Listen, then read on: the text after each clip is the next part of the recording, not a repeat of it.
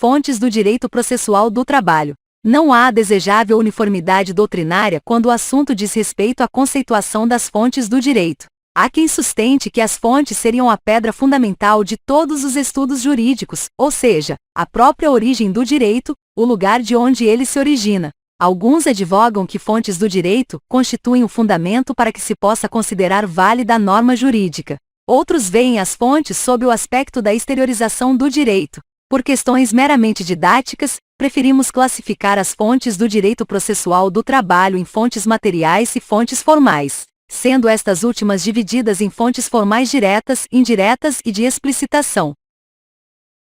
Fontes materiais. As fontes materiais são as fontes potenciais do direito processual do trabalho e emergem, em regra, do próprio direito material do trabalho. Este, por sua vez, encontra sua fonte substancial nos fatos sociais, políticos, econômicos, culturais, éticos e morais de determinado povo em dado momento histórico. Nesses casos em que se verifica o descumprimento do direito material reconhecido pela ordem jurídica ou dúvidas a respeito da existência de fatos ou da interpretação de determinados dispositivos de lei, as pessoas ou entes detentores de legitimidade e interesse podem utilizar o processo civil, trabalhista, eleitoral, etc., em busca da solução do conflito.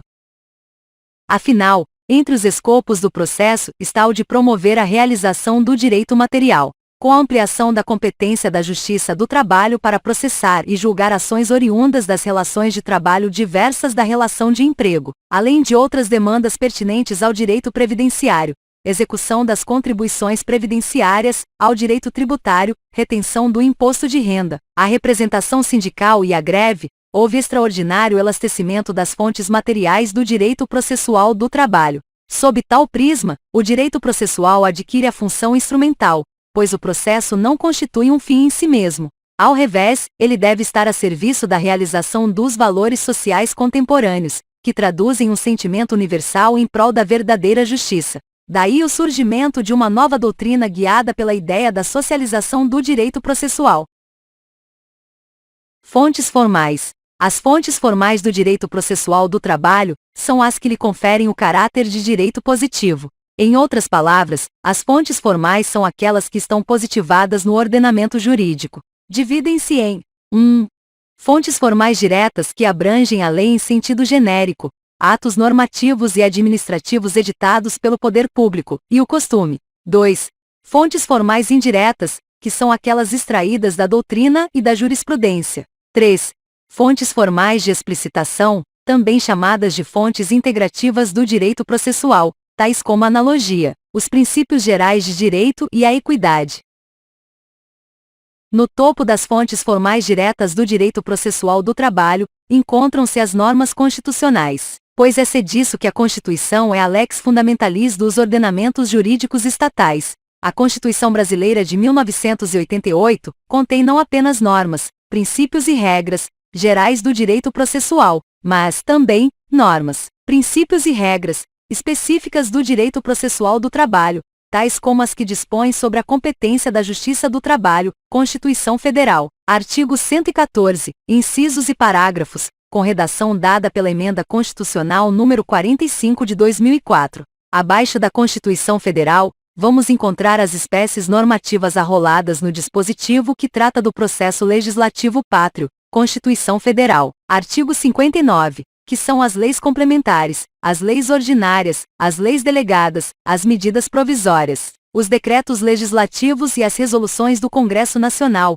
incluindo os decretos-leis, anteriores à Carta de 1988, que disponham sobre normas, princípios e regras de direito processual. Atualmente, no patamar infraconstitucional, podemos destacar as seguintes fontes formais diretas básicas do direito processual do trabalho. 1.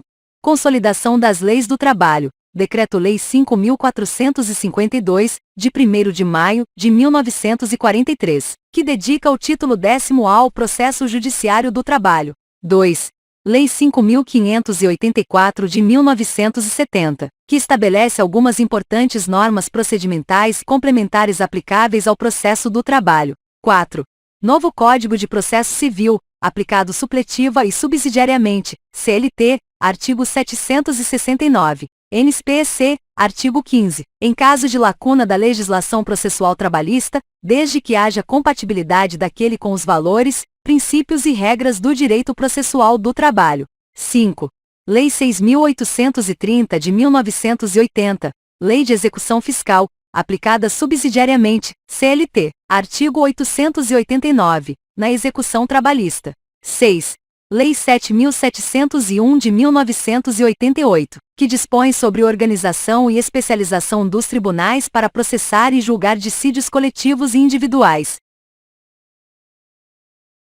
Nos casos de tutela dos interesses metaindividuais trabalhistas, há a Lei Complementar N. 75, de 20 de maio de 1993, que instituiu o Estatuto do Ministério Público da União, do qual faz parte o Ministério Público do Trabalho. Esse estatuto, também chamado de LOMPU, Lei Orgânica do Ministério Público da União, contém inúmeros instrumentos de atuação do parquet laboral no âmbito da Justiça do Trabalho, dentre eles, a ação civil pública, a ação anulatória de cláusula convencional, etc., constituindo, assim, inegável fonte formal do direito processual do trabalho. Pode-se dizer, portanto, que também integram o elenco das fontes formais do direito processual do trabalho. Lei 7.347 de 1985, Lei da Ação Civil Pública, parte processual da Lei 8.078 de 1990, Código de Defesa do Consumidor, Lei 8.069 de 1990, Estatuto da Criança e do Adolescente,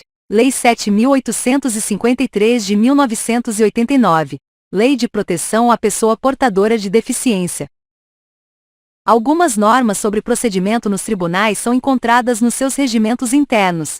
Essas espécies normativas são autorizadas pelo artigo 96 I-A da Constituição Federal e somente podem dispor, com observância das normas de processo e das garantias processuais das partes, sobre a competência e o funcionamento dos respectivos órgãos jurisdicionais e administrativos. Na prática, porém, os tribunais acabam criando normas regimentais, além de resoluções, instruções normativas e atos normativos que dispõem sobre normas processuais em suspeitável ofensa ao artigo 22 I da Constituição Federal.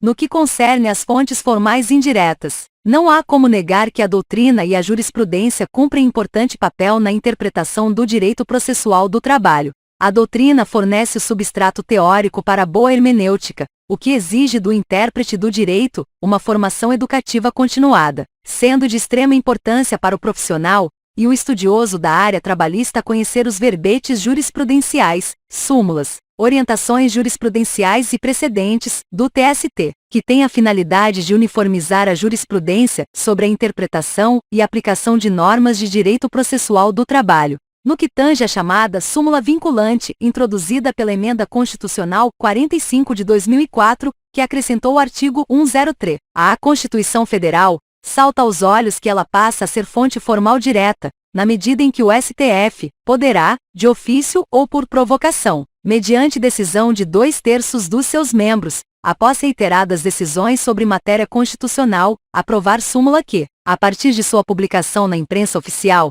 terá efeito vinculante em relação aos demais órgãos do Poder Judiciário e à administração pública direta e indireta, nas esferas federal, estadual e municipal, bem como proceder à sua revisão ou cancelamento, na forma estabelecida em lei.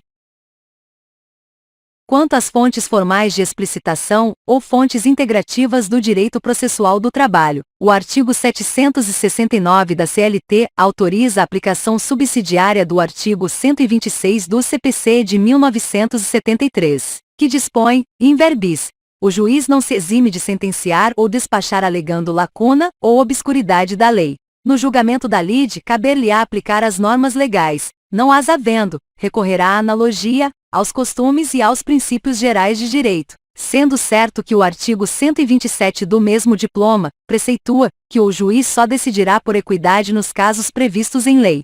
Ocorre que o NCPC inovou consideravelmente a respeito das fontes formais de explicitação, uma vez que o seu artigo 140 dispõe que o juiz não se exime de decidir sob a alegação de lacuna ou obscuridade do ordenamento jurídico, sendo que o parágrafo único desse dispositivo prevê que o juiz só decidirá por equidade nos casos previstos em lei. O artigo 766 da CLT por exemplo, contempla, implicitamente, um julgamento por equidade, pois, nos dissídios sobre estipulação de salários, serão estabelecidas condições que, assegurando justos salários aos trabalhadores, permitam também justa retribuição às empresas interessadas. Trata-se, aqui, de possível colisão de normas de direitos fundamentais, direito social do trabalhador ao salário justo e direito de propriedade do empregador, em que o juiz do trabalho deverá se socorrer da regra contida no 2º do artigo 489 do NSPC. No caso de colisão entre normas, o juiz deve justificar o objeto e os critérios gerais da ponderação efetuada, enunciando as razões que autorizam a interferência na norma afastada e as premissas fáticas que fundamentam a conclusão. O artigo 13 do NSPC, aplicado supletiva e subsidiariamente ao processo do trabalho, pode ser interpretado no sentido de que a jurisdição trabalhista será regida pelas normas processuais brasileiras, ressalvadas as disposições específicas previstas em tratados, convenções ou acordos internacionais de que o Brasil seja parte, e desde que propiciem melhores condições socioeconômicas para os trabalhadores no tocante ao efetivo, adequado, tempestivo e justo acesso à justiça.